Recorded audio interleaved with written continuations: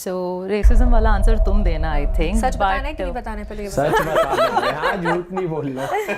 मैं टैलेंट के साइड से बोलूँगी 80 कंट्रीज़ 90 कंट्रीज़, हर कंट्री के ऑर्गेनाइजर्स, हर कंट्री के नेशनल डायरेक्टर्स, और बड़ी बात नहीं बोलूँगी बट इंडिया मुझे हर कैटेगरी में नंबर 1 लगता है। पैजेंट्री में इंडिया बहुत अच्छा कर रहा है और मिसेस पैजेंट्री में पिछले 5 साल से इंडिया टॉप में आ गया है। रही बात रेसिज्म की आई थिंक वो एक पार्टिसिपेंट ज़्यादा अच्छे से बता पाएगी क्योंकि वो कॉम्पिटिटर्स के बीच में बैठती है, खाती पीती है। मत पूछो वाला हिसाब चल रहा है। बोलो मैम बोलो। पहली इंडियन थीम है, जैसा मैंने आपको बताया, तो जैसे ही मैं अपना किस्सा बताती हूँ। मेरा जो रूम था वो साउथ अफ्रीकन बंदी के साथ में शेयर कर रही थी, बहुत ही स्वीट सी बंदी थी। लोगों में प्रॉब्लम नहीं होती, प्रॉब्लम सोच में होती है। तो हुआ क्या कि जब तक मैंने परफॉर्म करना स्टार्ट नहीं किया तब तक मुझे बहुत अंडर एस्टिमेट किया, मुझे कहीं से अटेंशन नहीं दिख रहा था। अब आता है टास्क करने का काम, ठीक है। डे 1 था, रैंप वॉक प्रैक्टिस हमने स्टार्ट की। जैसे ही मैंने वॉक करनी स्टार्ट की वो सारे स्पेल बाउंड थे, और उसका रीज़न मैं अपने आप को नहीं दे रही हूँ, मेरी मेहनत को दे रही हूँ। क्योंकि मैंने 2 साल की तैयारी की थी मिसेस इंडिया के पहले पार्टिसिपेट करने के, 1 साल की तैयारी की इंटरनेशनल जाने के लिए, 3 साल की मेहनत थी मेरी वो। मैंने इंडिया में ट्रेनिंग ली, मैंने थाईलैंड बैंकॉक में पोरा से ट्रेनिंग ली जो कि सुप्रा इंटरनेशनल की विनर है। तो मैंने जितनी मेहनत उसमें डाली वो दिखनी ही थी। उसके बाद वो दिन था जब सारा सिनेरियो चेंज हो गया और सारी लड़कियां आके मुझसे ट्रेनिंग मांगने लगी।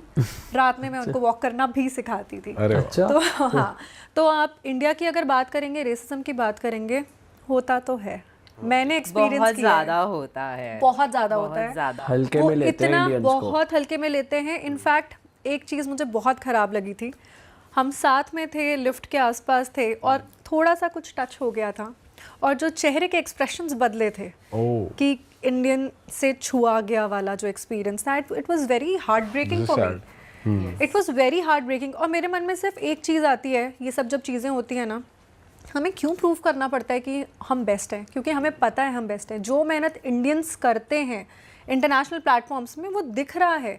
इंडिया में पॉवर्टी है, इंडिया डेवलपिंग नेशन है, उसके बाद भी हमारा टैलेंट उभर के दिख रहा है। बट मैम जैसे आप सॉरी आप कुछ कह रहे थे। okay. मैं पूछ रहा था, जैसे आप प्रैक्टिस बता रहे हो 2-3 साल की मेहनत, तो किस किस चीज़ों पे जज किया जाता है एक मॉडल को उन पेजेंट्स में? किस चीज़ में आपको सबसे ज़्यादा मेहनत करनी होती है? पार्टिसिपेट अगर करना है तो कोई भी कर सकता है, लेकिन अगर जीतने की बात आती है तो पेजेंट्स को हमेशा ब्यूटी विद ब्रेन्स बोला जाता है। तो आपको अपने कम्युनिकेशन पे वर्क करना पड़ता है, आपको जनरल अवेयरनेस होनी चाहिए कि इंडिया के अलावा बाहर भी क्या चल रहा है, क्योंकि आपसे Q&A राउंड्स होते हैं, आपके पर्सनल इंटरव्यूज़ होते हैं, बहुत सारी चीज़ें होती हैं। फैशन वॉक, रैम्प वॉक, आपके कपड़े वो तो बाद में आते हैं। एज एन इंडिविजुअल आपको टॉप से बॉटम परखा जाता है। तो इसके लिए ये नहीं है कि आपने सिर्फ महंगे कपड़े खरीद लिए, आपने वॉक करना सीख लिया तो हो गया। आपको एज एन इंडिविजुअल आउटग्रो करना है अपने आप को। तो मैंने जो ट्रांसफॉर्मेशन अपना देखा है, 2 बच्चों की माँ हूँ, छोटे से शहर से हूँ, जो बातें मैं बताती हूँ ईजी नहीं है। 20 किलो कम किया है मैंने अपना वजन इस प्रोसेस में। 2 साल की जो मैं तैयारी की बात करती हूँ, 20 किलो वजन कम किया। कितने स्विमवेयर राउंड था, आज तक लाइफ में मैंने कभी नहीं पहना था। कैसे पहन सकती थी? जिस जगह से मैं हूँ वहाँ पे ये सब पॉसिबल नहीं था मेरे लिए। बट मैंने बोला, जैसे मेरे हस्बैंड बहुत सपोर्टिव हैं, उन्होंने बस बोला, और मेरी सासू माँ ने बहुत सपोर्ट किया। उन्होंने बोला जो बोलता है बोलने दे, तू जा, तू परफॉर्म कर। और उसके बाद मैंने स्विमवेयर पहन के इंटरनेशनली इंडिया को रिप्रेजेंट किया। तो मेरे लिए तो आधा गेम मैं वहीं जीत चुकी थी। और ये भी ऐसे बोल रही है, जब इसने फर्स्ट टाइम स्विम सूट पहना था और जब हमारा शूट चल रहा था, इसने कैमरा के आगे इतने अच्छे पोजेस दिए, मुझे पता भी नहीं she is wearing it for the first time. और जूही ने मुझे बताया भी नहीं, मुझे बाद में पता चला कि अच्छा पता है मैम, मैंने पहली बार पहना था। मैं बोली अरे जो इतने सालों से पहन रहे थे वो तुम्हारे आगे फेल हो गए। तो it was one of a kind shoot I think actually. Ma'am since आप ये पेजेंट ऑर्गेनाइज कराते हो तो आप तो तरह तरह के कंटेस्टेंट से मिलते होगे, और आप जैसा आप बता रहे थे कि मिसेस कैटेगरी में स्ट्रगलर्स नहीं आते, वो लोग आते जो वेल सेटल्ड हैं और अब अपनी लाइफ को एक नई रीस्टार्ट देना चाह रहे हैं, कुछ नया चाह रहे हैं। तो आप थोड़ा बताओ कैसे कैसे इंटरेक्शंस आपके होते हैं अलग अलग स्टेट्स के लोगों से। तो पहली बात तो स्ट्रगलर की बात पे मैं कहूँगी कि जो अपनी लाइफ के सेकेंड इनिंग्स में है वो अपनी तरीके से स्ट्रगल कर रहा है।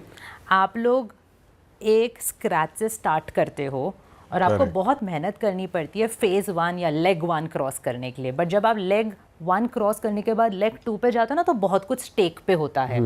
तो एग्जैक्टली जो यंग लड़कियां होती हैं वो भी मेहनत करती हैं, जो मिस की मैं बात कर रही हूँ, बट उनका ज़्यादा कुछ स्टेक पे नहीं है।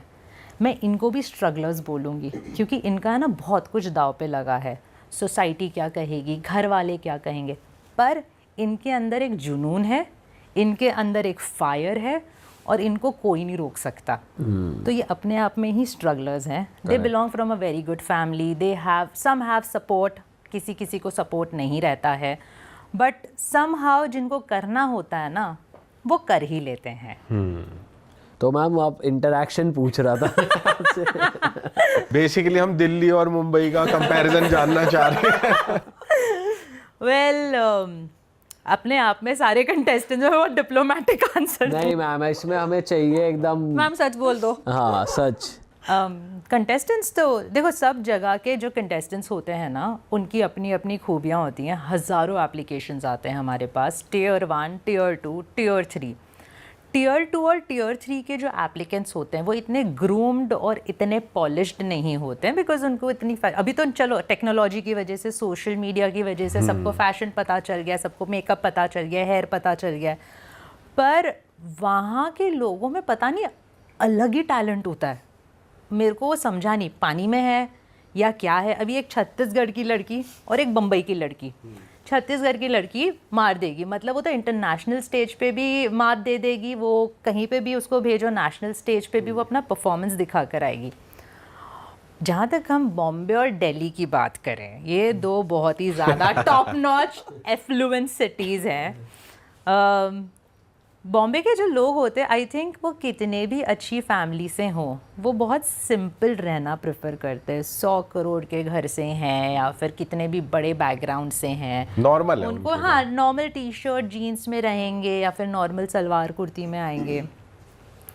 जहाँ तक बात दिल्ली वालों की मैम उससे समझाओ ना, वो जो आपने बैग वाला एग्जांपल दिया था। तो हमारे यहाँ का एक किस्सा है, ओह माय गॉड फंसा दिया तुमने मुझे। हमारे यहाँ का एक किस्सा है, एक कंटेस्टेंट का बैग घूम गया था और रो रही थी, बिलग रही थी, तो दूसरी कंटेस्टेंट सब गई। बहुत सिस्टरहुड बड़ा होता है कंपटीशन में, आगे आगे सामने सामने कि क्या हुआ क्या हुआ, एंड शी इज़ लाइक मेरा गुची घूम गया, मेरा गुची घूम गया, एंड शी केप्ट सेइंग, किसी को लगा कुत्ते का नाम गुची होगा बट पैजेंट में तो कुत्ते अलाउड नहीं है। And then she is like नहीं, इतना बड़ा बैग था मेरा। सब ढूंढ रहे ताकि उसकी रोनी बंद हो, फिर बाकी बैग मिल गया बाद में, बट ये बात रह गई।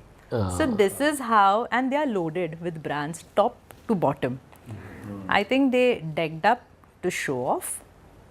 वैलिडेशन यहाँ पर पिक्चर में आता है कि शायद आपको बहुत ज़्यादा वैलिडेशन की ज़रूरत है या फिर क्या है, ये तो। बट ये भी थोड़ा सब्जेक्टिव बोलेंगे मैम, क्योंकि पता नहीं बंदा कहीं से भी बिलोंग करता, सही हो सकता है मुंबई वाला शो ऑफ करता हो, दिल्ली वाला ना करता हो, दिल्ली वाला करता हो। Person to person. Person to person depend आपने करता है, मुझसे क्या पूछा, मैंने मेरी राय बताई।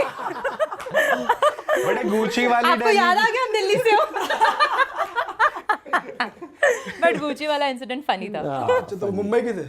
देखो देखो ये अब जो बोलना है बोल दो, मैंने मेरी कहानी पूरी कर दी है। अच्छा मैम, ऐसा भी होता है सिंस आप फाउंडर हो, आपको लोग आके ब्राइब करने ओह की माय कोशिश करते God, where are we taking this? होता है ऐसा? मेंटोर बनने के बाद तो ये मैंने खुद देख लिया है। होता है, इंडिया में कहाँ नहीं होता है। तो कुछ इंसिडेंट आपको याद आ रहा हो, आप बताना चाहो? ऑनेस्टली श्रीलंका वाला बताओ।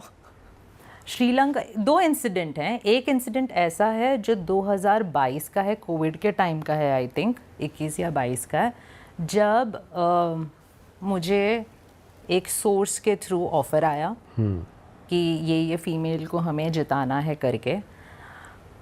मैंने ऑब्वियसली ना बोल दिया, क्योंकि मेरे लिए मेरा brand, the intention with which I have started my brand is to get international crown.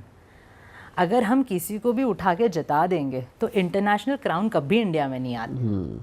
हमें रियल कॉम्पिटिटर वहाँ भेजना है, टॉप नॉच पॉलिश्ड बंदी हमें वहाँ भेजनी है। तो मैंने मना किया। फिर उसके बाद मेरे ही टीम में से, मेरे ही बिजनेस एसोसिएट, स्पॉन्सर्स, जजेस, एक और जज, एक बहुत नामी सेलिब्रिटी है, मैं सेलिब्रिटी का नाम नहीं लूँगी, उनका कॉल आया जो हमारे जजिंग पैनल पे बैठे थे कि आप करवा दो, ये हो जाएगा, जितना आप बोलोगे हम कर देंगे। हम like I am so sorry, you are my guest, but नहीं हो पाएगा। फिर एक बहुत बड़े पैपराजी का फ़ोन आया। अच्छा, वो पापराजी सबने गेस कर ही नहीं है मुझे लग रहा है।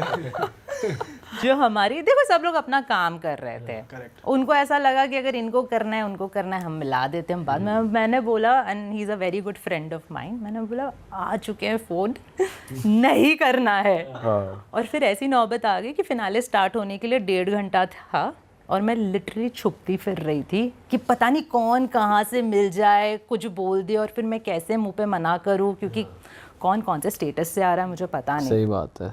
फिर मैं सीधे फिनाले पे पहुंची। तो ये हाँ इंसिडेंट हुआ था। मैम, जो मेरा अगला क्वेश्चन है, फिर से मत बोलना where are we taking this, कितना अमाउंट वो ऑफर करता है, कितना आपको? ये मैं नहीं बोलने वाली, ये मैंने फिर पता चला कल मुझे डबल अमाउंट का फोन। अच्छा मैम आपने ये एक्सेप्ट नहीं किया तो ये तो कर ही लोगे। पर वो तो आप करने नहीं वाले, डबल भी आ गया। ऑब्वियसली करना होता तो यहाँ नहीं पहुँचते।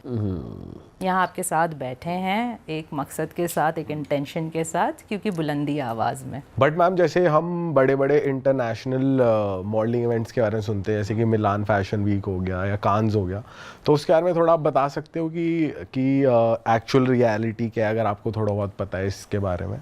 पहली बात तो अभी ये जैसे पेरिस गई थी, तुम बताओ तुम्हारे कास्टिंग का एक्सपीरियंस कैसा था पेरिस फैशन वीक का? मैंने लाइफ में फ़र्स्ट टाइम कास्टिंग एक्सपीरियंस की है और मतलब मेरे को इतना प्राउड फील हो रहा था, उस लाइन में खड़े होने के लिए भी मुझे प्राउड फील हो रहा था, क्योंकि इंडियन लड़कियां जो होती हैं ना वो छोटी होती हैं। मैं 5'7" हूँ, यहाँ के लोग मुझे बोलते हैं तुम बहुत लंबी हो, लेकिन मैं वहाँ बहुत ही नाटी कैटेगरी में आती हूँ। हाँ मेरी one of the tallest winners में से हूँ, बट वहाँ पे जो मिनिमम हाइट होती है लड़कियों की वो 5'11" 6 फीट की होती है। हाँ। सो आप उनके सामने खड़े हुए हो लाइन में और आपको उस उम्मीद में खड़े हो कि यार मुझे भी प्लीज़ सिलेक्ट कर लो, क्योंकि मुझे वो एक्सपीरियंस चाहिए है, और मैं सिलेक्ट हो जाती हूँ। तो मैं मतलब I was on cloud 9 and struggle होती है, इट्स नॉट ईजी, क्योंकि आप लाइन पे खड़े होते हो और आपको आप आ गए हो इस तरीके से छांटा जाता है। अरे वाह, आपने ये वीडियो यहाँ तक देख ली भाई, तुमने हमारी मेहनत सफल कर दिया, तुम ही लोग हो असली रियल हिट। और अगर आपको बहुत मज़ा आ रहा है ऐसी क्लिप्स में, ऐसी वीडियोस में, तो फटाफट जाइए प्लेलिस्ट पे बिंज वॉच कीजिए, सारी वीडियोस देख डालो और मौज काटो। दैट इज इट, हम मिलेंगे नए पॉडकास्ट में, नई क्लिप में। Till then bye bye, see you, take care, do subscribe, best of real talk online. Okay, bye bye.